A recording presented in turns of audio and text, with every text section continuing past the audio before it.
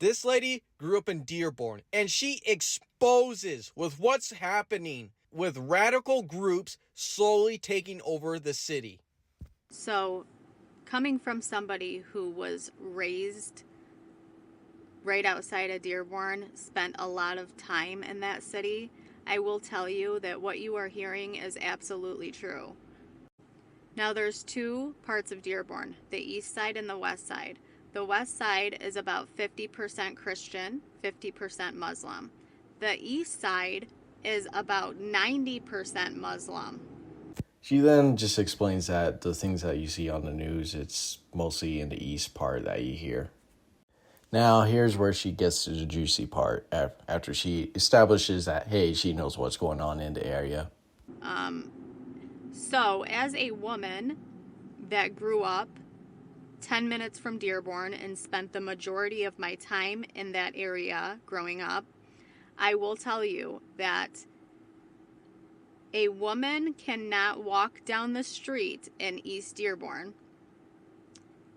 and not get harassed in some way or even spit on. I've seen friends of mine get spit on for not covering their hair and their face.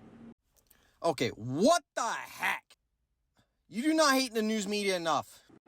Now, I know that there'll be pushback on this video and people will say, that's not true. American women can walk down the street in Dearborn. Well, I'm telling you right now that it is absolutely true. And I have several times walked down the street in Dearborn and been harassed. My friends have been spit on. And it happens every day down there. You do not hate the news media enough. You know why? Because women, when they used to get catcalled by straight white Christian males and African Americans, you know what the news media did? They went crazy, man. But once it's someone with Islam, they are silent. You know why? Because they're afraid of getting called quote-unquote Islamophobic. I am sick of people doing awful behavior, harassing women, doing all this crazy stuff you see in the news, and then hide behind the critique of you're Islamophobic, you're racist, you're whatever phobe. I'm sick of people doing horrible behavior and just using this accusation to hide behind it. People are getting sick of it now. And you even have the mayor of Dearborn, Michigan, doing the same exact tactic, where whenever someone gets any kind of criticism with this type of stuff, they get called Islamophobic, when it's not. Continue, whether we are in Michigan and whether we are in Jenin. Believe me, everyone should fight within his means. They will fight with stones, others will fight with guns, others will fight with planes, drones, and rockets, others will fight with their voices, and others will fight with their hands and say, free, free Palestine. So I just find it very concerning. Did my 3 minutes include? And I feel like, but despite that, I feel like having that sign up there, it's almost like having, naming a street Hezbollah Street or Hamas Street. I'm not just being like, pro-Israel in this and, fight back and that sort of thing, but I would like to encourage peace. And the dude, he said that he lived in the Middle East for quite a while, so he doesn't have any concerns about any kind of religious stuff, but more so just with the individual, with their troubling quotes that they have. If you'd like to step forward. I think the only comment I'm going to make is... Oh, shoot. What did I just step into? Mayor? Looking for a bottle. Shut up. Shut up. Can you read the room? Is, what an idiot. This isn't going to turn out well. The best suggestion I have for you is to not drive on Warren Avenue or to close your eyes while you're doing it. His name is up there, and I spoke at a ceremony celebrating it because he's done a lot for this community. And I think it's quite hypocritical to know that you're approaching this podium when you yourself have videos on YouTube standing in front of my mosque saying the cruelest of things about Muslims, about the religion of Islam, because you are a bigot and you are a racist and you are an Islamophobe. And although you live here, I want you to know as mayor, you are not welcome here. And the day you move out of the city will be the day that I launch a parade celebrating the fact that you moved out of the city, because you are not somebody who believes in coexistence, You're somebody who tries to preach it, but in fact you do everything but that. So I just want to put that on the record. My suggestion to you is if you do not want to respect American culture, don't come to America. It doesn't matter what religion or race you are. And another thing, I remember growing up, after 9/11, driving down the street, actually on Warren Avenue in Dearborn, and everyone, all of these Muslims, lined up on the street, cheering and screaming, beeping their horns. They were celebrating it, and that is exactly what they were doing. So yes, what you're hearing about Dearborn is absolutely true.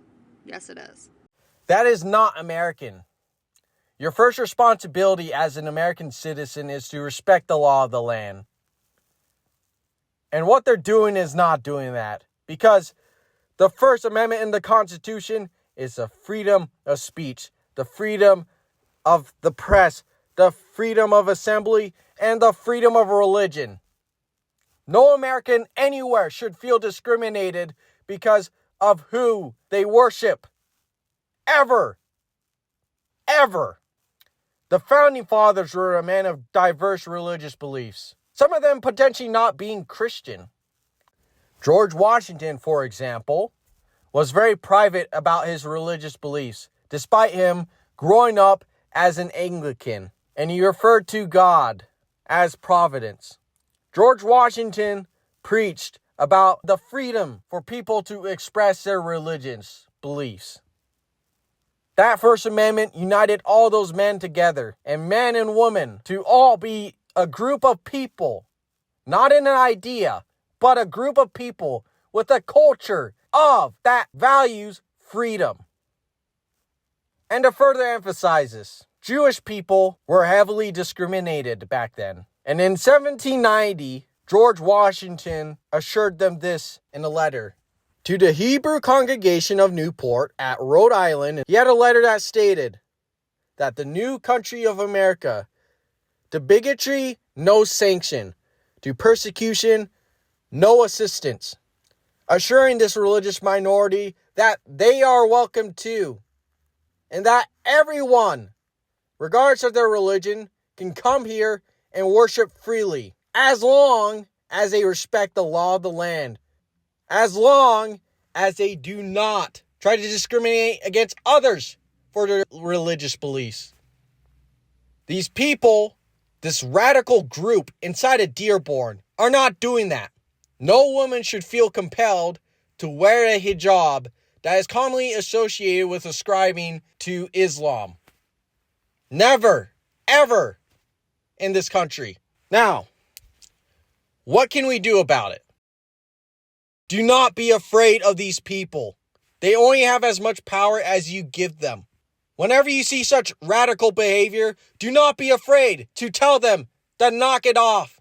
If they try to gaslight you like the mayor of Dearborn, Michigan, Because you are a bigot, and you are a racist, and you are an Islamophobe.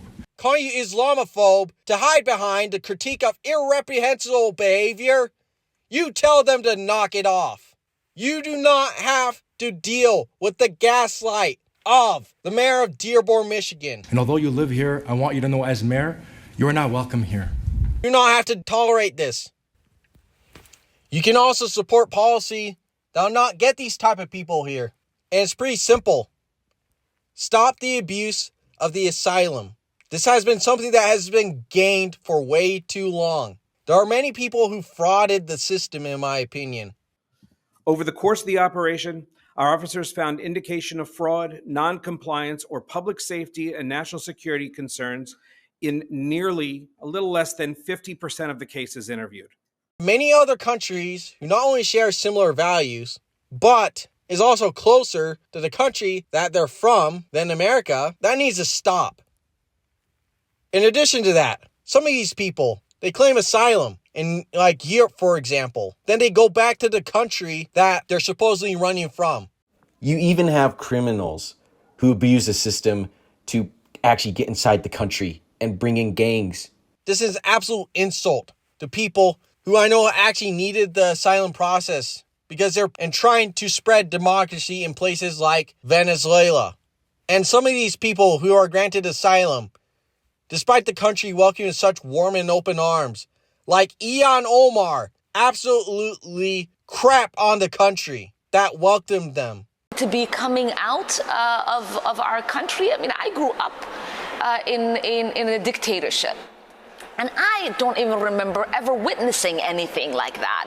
To have a democracy, a beacon of hope for the world to now be turned into one of the worst countries where the military are in our streets without any regard for people's constitutional rights, while our She was elected to Congress, one of the first Muslim women in the House. The American dream. She has every reason to be thankful. Is she?